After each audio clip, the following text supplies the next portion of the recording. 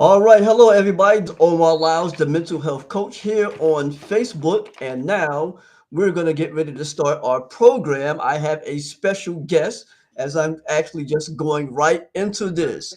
Uh, I've been having lots of podcasts last year, but this has been a number of times where I haven't come on live. But now I'm back, just to let everybody know, as Omar Lyles, the mental health coach, in which we discuss about chaplaincy, pastoral care. We talk about mental health in general, and et cetera, et cetera, et cetera. So today we have a wonderful guest here tonight. I believe that she will be able to actually introduce herself and let everybody know who you are. Good evening. My name is Francine Hernandez. I am a clinical pastoral educator. In other words, short form is CPE for those who are studying to be pastors or those who need CPE for chaplaincy. I train in a hospital in New York, St. John's Episcopal Hospital in Far Rockaway, New York. I have been training in CPE for almost 25 years now, training students clear across the country in the art of CPE. For those who are not aware of chaplaincy, the three main focus of chaplaincy education is to increase self-awareness. Who are you? What shaped you? What informed you to be the person that you are? We recognize that family dynamics are part of our DNA. They shape the person that we are. Our own existential experiences also shape who we are. So CPE is about first increasing self-awareness. Who are you? And how well do you know yourself? One of the reasons pastors and bishops and organizations send their ministers to CPE so that they can get to know who they are and they won't go into these congregations and working out their own issues with other people. So it's about increasing self-awareness. And secondly, it's about increasing interpersonal awareness. How aware are you as to how you relate to others? And you don't know that well until you are around others and they give you an authentic opinion about who you are. Louis Armand said you can easily pretend that one person comment doesn't matter. But when you hear two or three people saying the same thing, it's time for you to look at it. It said if it look like a duck, walk like a duck, you better check it because it just may be a duck. So it's about increasing self-awareness, the interpersonal awareness, and it includes a whole lot of reflection. Many times we go through a day without reflecting on the things that we've done that day. And so CPE helps you to begin to look at what you've done during the day in a reflective sense, looking at how did you interact, what did you say, what was the response. And so I'm inviting you, I want to take this plug if Dr. Lies don't mind, to if you don't have CPE, apply for it. Find a program. It doesn't have to be my program, but find a program and enroll. We have a program at St. John's Episcopal Hospital that you can enroll in, or I have an online program for those who don't have the convenience of going to a hospital. It's Ellen F. Hernandez Consultants Incorporated. Oh wow, that's very interesting. Okay. Well, you just got me thinking like now, because most of the time when people are going for CPE programs, they think that you have to like go there. I'm not sure if this is something revolutionary or Mhm. or something of that particular nature, Yeah. but that's very, very informative. Well, tell us a little bit about that though. About what the program? Yeah, the program, The yes. on, the, yeah, the online program where Yeah, the we online meet like program, yeah. on a Monday night. It's about 4 hours meeting for the group work where you bring in case presentations from your Hmm. clinical site. What do I mean by clinical site? In order to enroll in an online program, you have to already have a clinical site. It's parish based. Say Omar, Dr. Lyles, if you are a pastor, your parish can be your clinical site, particularly if you have an overhead or a bishop or a person who over you who can sign off on the hours that you put in, because you have to put in from 10 to 13 hours a week visiting patients. Clients could be in soup kitchens, it could be in homeless shelter, or your own parishioners. So it is parish-based, community-based CPE. The Hmm. 4 hours you spend with me in a group is about bringing that work, your encounters that you have with those clients and getting feedback on that. So it's about 20 weeks each for each 400 hours. Each unit is about 20 weeks, but you have to put in approximately 10 to 13 hours a week doing clinicals, Mm, and then 4 hours a week in the actual, we don't call it classroom, but in the actual group setting to go over mm, your work. And also we do didactics. There's a theme that's chosen for every unit. And so whatever the theme is, I create my didactics around that. For instance, if it's about listening, then I do a didactic on reflective listening. If it's about group work, I use personality theorists who have done group psychology and group process work. I would do didactics on that. And also the training, you get a chance every other week to do what we call group relation seminar. It's the here and the now. Whatever is happening to you. It's a privilege you won't get anywhere else, Dr. Lyles, in mm, reference to talking about what's going on with you in the here and the now.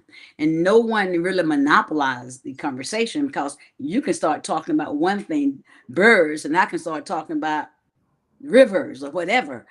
It's what's happening with you. Now, as a consultant of that group, I'm there to to listen to what you are saying and give process comments, mm, looking at overt behavior, what might be happening in the unconscious. I'm quite Freudian, so I'm always looking at what might be going on, what unconscious motivation is happening when the person is talking. CPE is needed. If you are a minister, a person who just want to go and visit with people who are sick and suffering, you need CPE. You need to be able to understand what it is you are required to do when you are in the company of what Anton Boysen called the living human document. And I'm sure mm. you're going to segue into my book in a moment, Yeah, Cave yep, Walker. yep. But you're on the roll right now. It's very I know, good. I know. I'm listening Do to. it how you want Let to me tell do. you something because let me tell you something because there was a time when I had heard you for the first Okay. time when we were in our CPE, well, not CPE, we was in our I believe it was a Zoom conference call, whatever like that, and Dr. Brantley had actually brought you on. I was just so amazed, 'cause I'm just like, wow, she's phenomenal. I gotta hear her again, and I'm waiting for that moment again. And I'm listening to you right Yeah. now, and I'm taking a lot of stuff in right now. So I just can't wait to just even just being under you. This Yeah. is what I wanted. So yeah. That's a high compliment. That's a high compliment. I take it. Oh, all right. You're welcome. Yeah. So what is this book, Cave Walker? And I have this right in front of me, everybody. It's Cave Walker. All Yeah, right. Please get yeah, this book. yeah. I've been looking at it and reading a little bit of it by myself. But please tell us about this book and just tell us about this book. Cave Walker. Yeah, I tell you, at first I want to give this background about this book.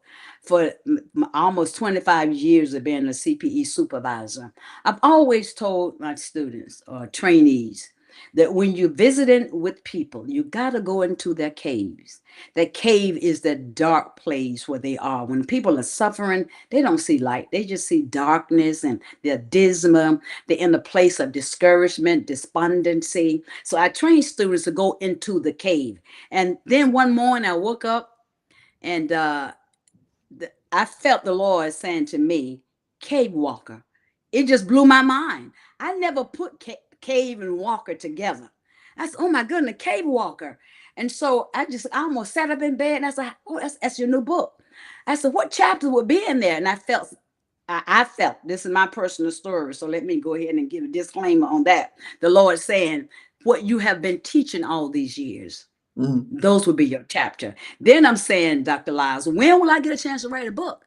At that time, I was getting ready to go to Japan. He says, a long trip. Start writing it Mm, then. mm, And I wrote the first 6 chapters on my way to Japan and back. So by the mm, time I returned, I only had about 2 chapters more to complete the book. mm, I started the book in September and it was published in November. mm. And so Cave Walker is the name of the book is Cave Walker, a psychodynamic approach to pastoral care. It's not just going in and visiting with patients, clients, or parishioners, but having a Mm, psychodynamic approach. What I've learned over the years, and I've trained ministers and laypersons clear across various seminaries in New York and other parts of the states. I've trained lay people, and pastors. And what I learned that we have this, they have the same nomenclature, if you understand, uh, language and way they talk about ministry and those who are at the bedside. They walk into a room, and this is what they say. Oh my, how you doing? How you doing, sister so and so, whatever?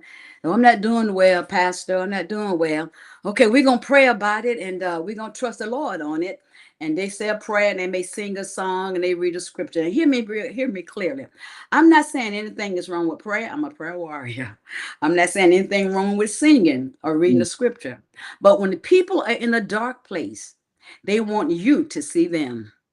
mm, And so cave walker is an invitation that when you go to a parishioner, client, or a person, how do you examine how unconscious thoughts and feelings and early childhood experiences have shaped their current behavior?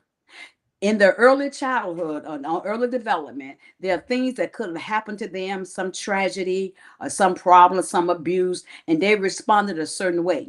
So now when they're suffering, some of those same elements that were a part of their coping mechanism, they're still using it. But you won't get to know it until you take time to examine and to listen carefully to their story. So a cave walker doesn't go in with a fix it. A lot of mm, time people go in trying to fix the situation. They don't need you to fix it or try to rescue them out of the situation. But a cave walker, listen, explore the dynamics of their story. What's mm, going on with them? Where's the pain? Where's the problem? How are you coping right now? What are your coping mechanisms? What are your resources? Whether they are spiritual resources or personal resources. A mm. cave walker, take time to listen to the story. And not only the story, but the echoes in the cave. You know, Oh, if you ever been in a cave, there are mm, echoes. And when I think of echoes from a metaphorical standpoint, those patterns of pain that are too deep to even face. And they want someone to listen to that story so they can unpack it and tell it and disclose those vulnerable rather places within them. And the cave walker takes time to listen, to walk gently and gingerly with that person in that dark moment. And if they walk carefully enough, that person on their own will rise up and begin to move toward the light. oh, So it's wow. about examining unconscious stuff. Mm, We all have how we, when yeah, you were a child, if you got hurt, your feelings were hurt, you responded a certain way. And it's still in you, it's a part of your DNA. So now that you're a grown man or grown woman, you respond the same way. So, how do we help you begin to look at that and to draw from those places of pain to help you cope with the present pain? mhm, And mhm. when you want me to talk more, Oh, yeah, I can go keep on going. and on about It's cave good. walker. Keep going. And in the first part of the book, because I train people who are chaplains at the hospital, it's about walking in. Before you walk in, you need to check yourself at the door, because the story that the patient, the parishioner, or the client is getting ready to share with you is not about you, it's about them.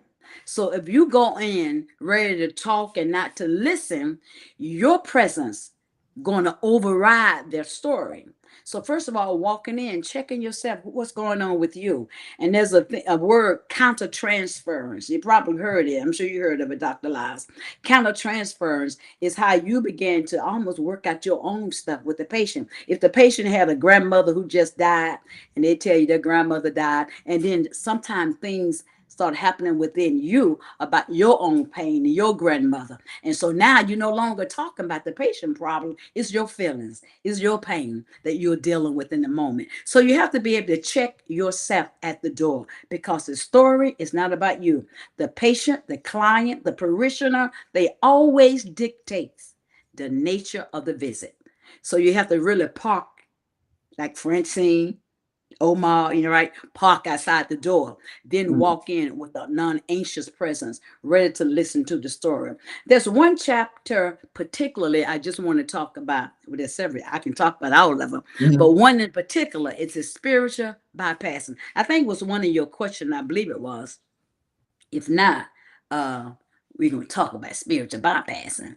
mhm, Spiritual bypassing is a tendency for a person to resort to spiritual language to cover up emotional pain. mm, So easy. I did before I went. In seminary, I did in seminary too until I took CPE and learned about this psychodynamic approach. That's all I had to mhm, was spiritual language. But yeah. now studying psychology, this book talk about the hermeneutical art.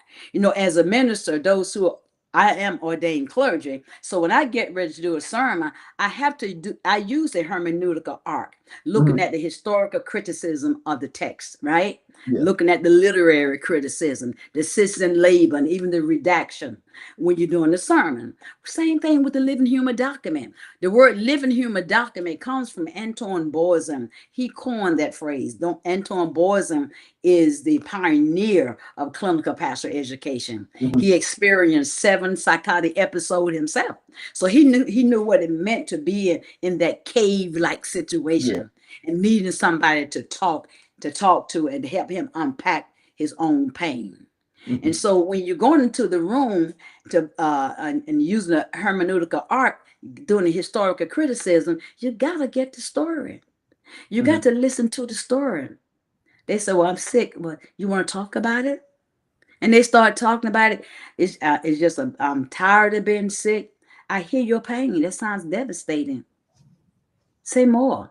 mhm, Really going into them and trying to discover what is behind their pain. In this book, I share a story about in the spiritual bypassing chapter. I went to visit one patient, and she had a baby who was in NICU unit who was sick, and she wasn't going to see her child. She couldn't face the child in the pain that the child was in. Now, when I walked into her room, she was watching this show, Jerry Springer. You heard that show, Dr. Lyles? mhm, She yeah. watching Jerry Springer. But on the nightstand, there was a Bible. Mhm, Now, many ministers would have gone to the Bible because they said that's familiar territory. I yeah. did not. I went to the show she was watching and I asked her what she was watching, and she said, "Well, I'm not watching." So what do you Mhm, do with that? yeah. As I said, then what are you thinking? And that she began to open up and start talking about her child who was in NIC unit, and she didn't want to see her child. And after Mhm, engaging her from a psychodynamic perspective, looking at what was beneath the pain, what was causing her not to want to see her child, her own fear, her own disappointment in self. And before long, she was ready. Once I finished and read the book, because I don't want to give all of it away. I want mhm, you to yeah. read and see what I did. And she asked me, "Would you please ask the nurse to give you a wheelchair? I want you to take me over to see my child." Mm, So if I had gone to spiritual bypass and just talking about scriptures and talking about prayer, she would have stayed in the room and the child never would have felt the presence of her own mother in the mm. room. Wow. And And speaking of clergy and things of that nature, mhm, but mhm. what is the difference between a pastoral visit and a chaplain's visit? Okay, mostly, well, pastoral visit, and as chaplain, we do pastoral visit, but we have the clinical approach. And usually in a pastoral visitation, and I can talk about it because I'm a former pastor, and I know what kind of visit I Mhm, would have with the members when I was pastoring. A pastor visit, I went in because I have a certain amount of people I want to see that day because you're yeah. on your little schedule. Go and Mhm, visit. And my main goal was to let them know the pastor had come to see them, that the church is praying for them. And so it's really about a prayer and a scripture and an encouragement. That's a pastoral visit. And please don't get me wrong. Don't misquote what I'm saying. There's nothing wrong with that. Some people value that because that's all they know. But if they yeah. ever encounter a cave walker after you have visited, and they hold those visits in tandem, Yeah. they will say it was the cave walker that really helped them in their darkness. because a cave walker is going to take time to help them look at their story, look at their narrative, Mhm. look at the parts of that narrative that is pulling them in that deeper darkness.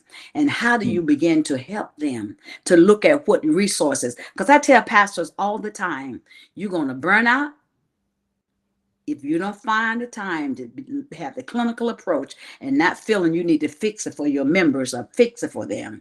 You're going to have to take time to empower them to fix their own situations. And trust me, within each of us, we have certain resources that we can address our own personal dilemma. And so Mhm. a cave between a pastor visit and a clinical visit is about examination. That's clinical examination to try to uncover what the problem is. What a Mhm. pastor visit is you hear the problem and you want to fix it right quick and pray over it right quick. But we want Mhm. to examine it and see what the pain is. Because if you don't figure out what the pain is, it's going to come back again and again. And you're gonna Mhm. find yourself visiting a member over and over again with the same problem because you didn't take the time to do Mhm. the proper examination. I want to say one thing about Paul Prauser. Yeah, yeah. He wrote a book entitled "The Minister as Diagnostician," because there were seminarians who was coming to the hospital to see patients, and they was using words like the patient is depressed. We can't say that a patient is Mhm. depressed. You're not a medical doctor. You can't say that. Well, if you go around Yeah, saying a person is depressed, you are out of your scope of practice. yeah. Only a medical doctor. There's a book that I have here. Let me get it. This book here. Now there's another one that's later than this one. The This is the DSM. DSM-4, the Mhm. Diagnostic Statistical Manual. Every features you can think of that a person can present with when doctor they go and see a doctor, they look in here.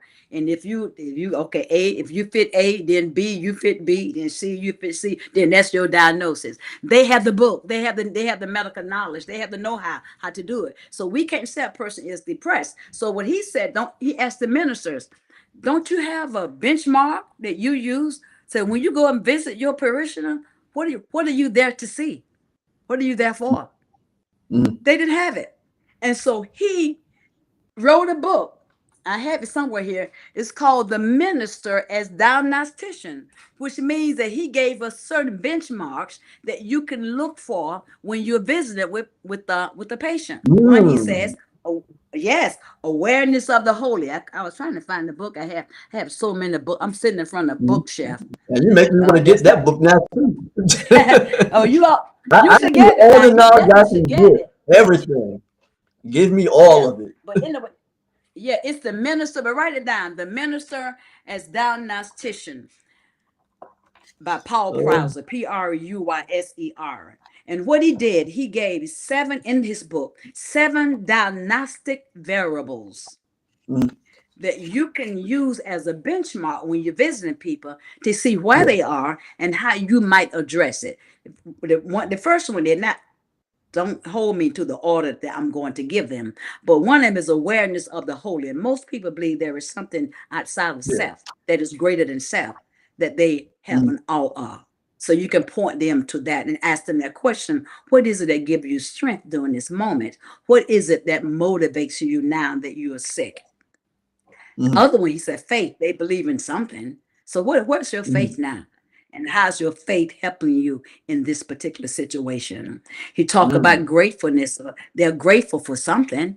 And so you can explore the gratefulness. Then communion. It's not holy communion. It's been in community. If a person says to you, Dr. Lyles, no one has come to visit me. He said that's loneliness, lack of communion. They're seeking mm, communion. So you can begin to explore communion as opposed to just saying, well, don't worry, I'm here visiting you. They didn't say anything about your visit. mm, They said no one has yeah. visited them. So they've been wrestling with that. The communion. The other one he said is vocation. What do they feel called to do or to be in a given moment? I think I given five. Another one is the providence. Where do they see God in the midst of their circumstance? And some people tell you when they're sick, they don't see God. They are Mm, blaming God. And we mm, can't get yeah. upset with them for blaming God. Mm, Let them talk about it. Said, talk about blaming God. I'm just angry with God. It's okay to be angry with God. God can take it. God Mm, never needed a lawyer. He doesn't need an attorney. He doesn't need a judge. God doesn't need any of that. God wants us to be with people where they are in their caves, mm, not to spiritualize it. And the last way he talk about is repentance. It's not about repenting of sin, but maybe they say no, Dr. Lies. The doctor said I got to stop eating so much because I got high blood oh, pressure or I got this disease, right? So I want to change. So talk about that change. Ask them, how are you going to make that change? You talk about changing. How are you going to do it? Because a lot of times I'm going to change. That's good for you. That's good for you. No, no, no. That's not good for them. That's not clinical. They say I'm going to change. So, okay, tell me what's your first step in making that change. That's the clinical approach, as mm, opposed to just jumping on the bandwagon and say, how you doing? I'm blessed and highly favored. Let me just go ahead and tell you right now, Mary, the mother of Jesus, was the only one blessed and highly favored. But we use those phrases so much they become a byword. I mean, not a byword, a word that we just use all the time. We get used to it. When a yeah, person asks you, cliche. how are Yeah. you doing? Mm, Please just tell them how you are doing. They didn't ask you about this yeah. blessed and highly favored. And that's what in our churches, what I learned too, people in our churches, they wear a lot of masks. They've been forced to Yeah. pretend they feel a certain kind of way because you are Mm, expecting that. Because they feel if you really saw how dirty they were or how unclean they felt, that you would yeah. not embrace them. Mm, So cave walking is an opportunity to begin to explore stories of people, to listen to them on a deeper level, to see what might be those unconscious motivating factors in how they mm, are responding to where they are. Now, you cannot really be a cave walker until you have been a cave dweller. Because if mm, you're not in touch with your own darkness, with your own pain, with your own brokenness, then you won't even know what brokenness looked like. mm, But mm, when you know what it looked like, you can draw from yourself, not tell your story, but you can draw from your own pain to be more empathically attuned to what they are going through. mm, I can mm. talk about this all night. So Oh, I'm fine with it. How long did it take you to actually write this book? I told you I started in September. Yeah. It was published in November. Mm, mm, okay. I mean, you did it in quite a great amount of, well, not extensively long, but that's a good amount of time to get a Yeah, lot of that in there. it is. It is. It is. No, Dr. Lies. If you discipline, I discipline myself, right? Yeah, That I knew I wanted to write. yeah. Said from 10 o'clock to midnight. I'm going to do it. And I Mm. made myself do it. Like I have other books. I have another book I just put out as well. You know about that one too, right? I seen the advertisement for it, but I Yeah, didn't get yeah, it. yeah, yeah. It's Where is Mason? Where is Mason? It's Oh, really yeah, looking yeah, at I seen the advertisement for that. it's Yeah. it's going to be dealing with human trafficking. Mm, I had to begin to address that problem that we're dealing with. Uh, but I think one of your questions you asked me was what was my goal for the book. I think you asked me oh, that. yeah, What yeah. What goal? was your Yeah, what infinite goal goal? do I have Yeah. for the book? It really is my desire Mm, that every pastor, every minister, every person who going to visit with people who are hurting. The climate that we're living in now, people are hurting. yeah, They yeah. really need a cave walker. So I'm hoping every person who going to sit with a person and hopefully make a change, something that's transformative in their Mm, life, that you will get this book. It's a yeah. short read. It's a short read. You can read it. I've heard people, they've been texting me and writing me saying, I read your book in one setting Mm. because they really wanted to get it into themselves. I have a chaplain. She walk around the hospital with that book in her hand, Oh, just wow. in case. Yeah, okay, in I case would walk some around with it situation, too. just in I case can some get my cheese situation from comes here. up. Hmm. Yeah, Ain't yeah. nothing wrong with that. So that's my desire. That if read Mhm. it. And what I invite you to do, if you go to Amazon, the book is on Amazon.com. Read the reviews. I think there are about 20 reviews that's already been written. Mm, mm, Read the reviews of the people who have read the book. And I yeah. think that alone would help you to want Mm, to get the book. You can yeah. get the book in paperback. If you want to get it tonight, you can just get it in Kindle. And 2 weeks ago, I made sure it was available in Kindle because there's a people who were out of the country who wanted to get the book and they were having a hard time having it shipped to the Mhm, different places where they mhm, were. mhm. Okay. Hold on just 1 second. Sure. Hey, we'll be right back. Just 1 second, everybody. Just 1 second. 1 second, everybody. I would sing you a song while he was gone, while he's gone, but I really can't sing. All right, I'm back. That wasn't exactly 1 second, but more like 3 seconds, you know. So yeah, so we're pretty much almost. Mhm. So how is chaplaincy integrated in the healthcare and mental health field? Good question. At our hospital,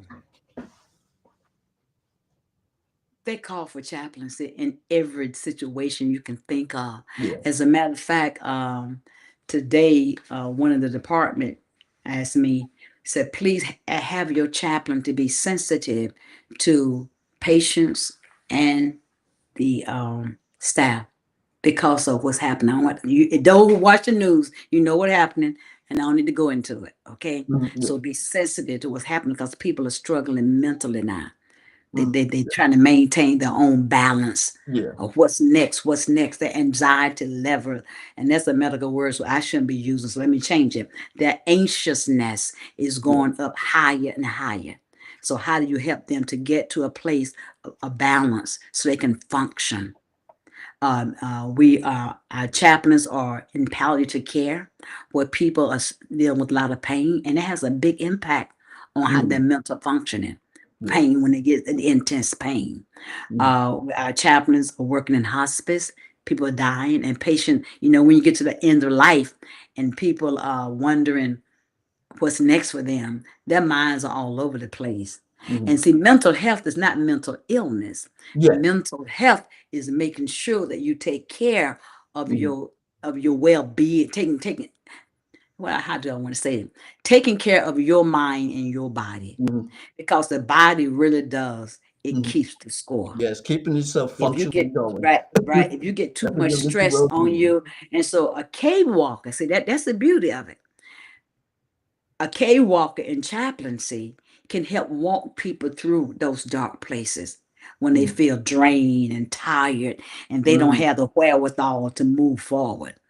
yeah. You help them to find those resources. Jerry Egan talk about the current scenario. This is where they are right now. Mhm, The pain, the darkness. And he said there's also a preferred scenario where they really want to be.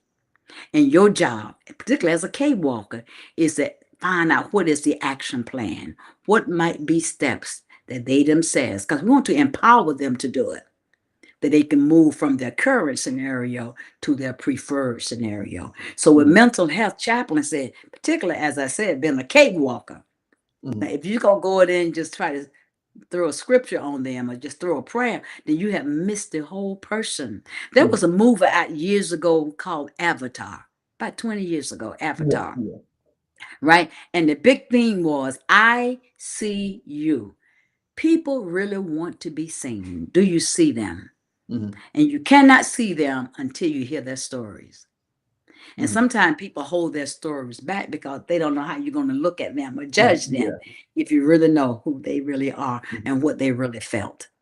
mhm. I think you had a question about the qualification of becoming a chaplain. Did you want to go Yeah, there? yeah, yeah. What was the Actually, yeah. Yeah. What did I say? What did I say? Yeah. Uh, yeah. What are the qualifications of becoming a chaplain? Yeah. Okay. Now, if a person who really want to get certified as a chaplain, the first qualification is a master of divinity. Mm, Sometimes people think we as chaplain, we're not educated. We just that we just yeah. praying for people. Mhm, That's not true. The first thing is you have to have a master of divinity. Next, you have to have 16 hours of clinical pastoral education. That's what I teach. That's four separate units, 400 hours each. And next, once you get those, have no qualification, your CPE and your Master of Divinity. You have to write, and not my organization, the College of Pastoral Supervision and Psychotherapy.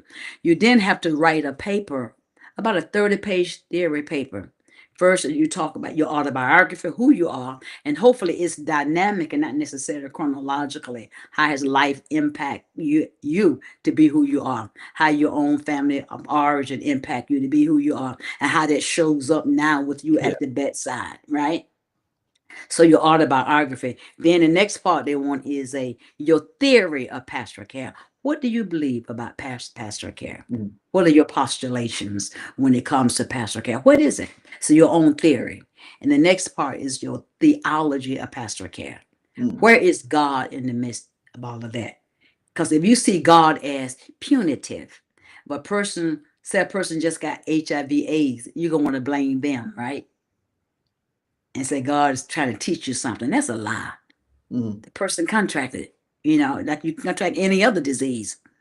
And so if you see God as a God of grace, you want to be there in that moment with them, offering them grace and love and compassion. mm, And so you write theology of pastoral care, and you also have to present, I think, two clinical cases of mm, encounters where you visited with someone, and now they have it. The format is a little longer than it was when maybe when you went, other people went before the board. It's a mm. little longer now because they are looking at a lot of the competencies, whether or not you address some of those in that encounter. And the person in my organization who's a certification chair, he is requiring you to Mhm. read this. Yeah. Kay Walker. Mhm. And I said, if you read the book, Mhm. you not gonna have any problem writing your paper. Mhm. So I think I Mm. answered your question in reference Yes, you to. did. Yes, you did. Mhm, And that was phenomenal. mhm. Like I said, I'm gonna walk around with this book. Been you talking about one of the persons that like to walk around with theirs. I'm gonna walk around with it too. I'm willing to learn a lot more.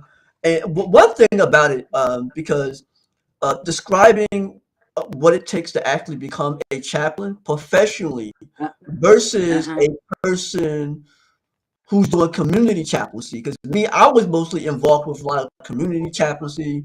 You get a Mhm, certificate mhm, and boom. And I think mhm, that's probably the distinction between uh-huh. doing Mhm. community chaplain, volunteer chaplaincy, or just being a Mhm. part of an organization and then running it versus becoming, or just becoming a Professional professional chap. chaplain. I'm talking professional.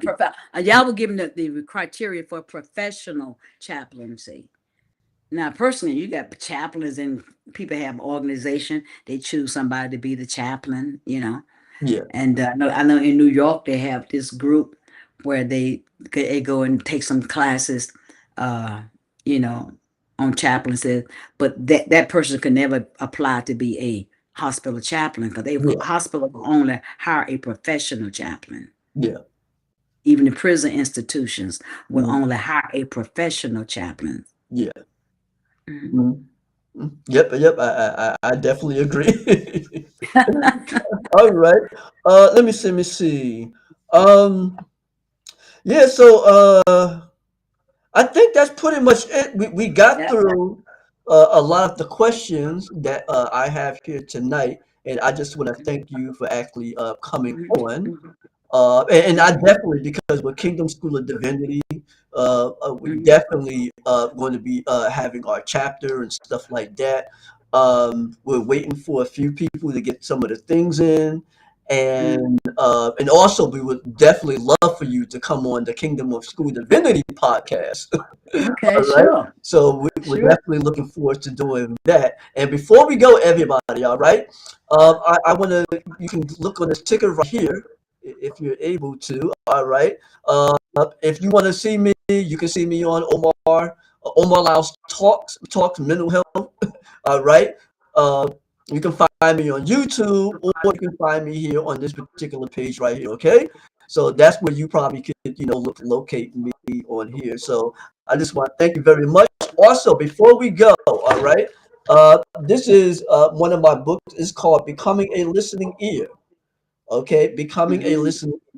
listening to have learning to have a listening ear is about showing empathy, understanding and support the people who want to be heard. All right. Yes. That's what this book is about. It's called Becoming a Listener Here. And I'm coming from a layman's perspective, because there are a lot of people who Yes. actually want to be heard in conversation. Mm-hmm. They don't want you to come in with Mm-hmm. a lot of things going on. They just want people to be heard around them, and they're just looking for people that they can have some sort of peace with and some sort of collaboration with someone that they can actually talk to. So that's what this book is about: becoming a listener here. All right, relationship, Mm-hmm. family, and friends. And thank you for actually coming on. And I Thank you. appreciate Thank you you. for I'm going to having me. have you on in the future again. And that's pretty much it. Everybody, please go and get her book, Cave Walker. All right, a psychodynamic approach to pastoral care. Thank you very much. All right, Okay. everybody.